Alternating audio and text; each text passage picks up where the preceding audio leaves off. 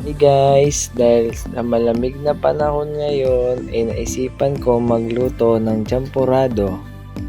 Ang una ko nga palang ginawa ay kumuha ako ng 2 cup ng bigas. Sunod ay huhugasan naman natin ito ng 1 beses lang.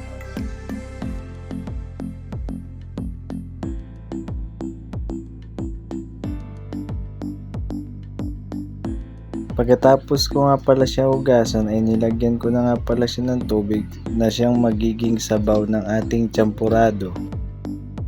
Sunod ay isinalang ko na ito para maluto na ang bigas. Mahinang apoy lang dapat para hindi masunog ang bigas.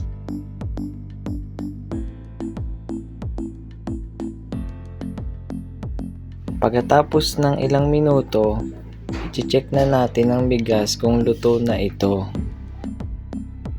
Hinalo-halo ko nga pala ito para hindi magdikit-dikit ang mga bigas.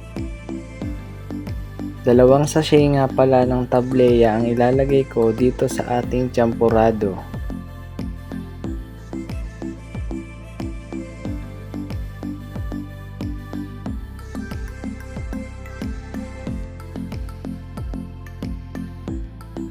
Haluin ng maigi hanggang sa matunaw ang mga nilagay nating tableya powder.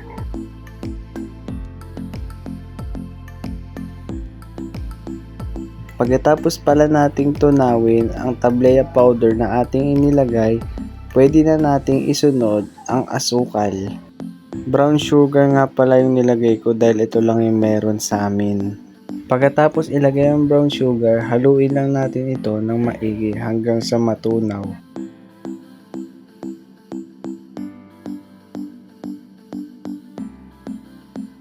Pagkatapos ko nga pala siya halu-haluin, ititikman na natin siya kung tama lang ang kanyang lasa.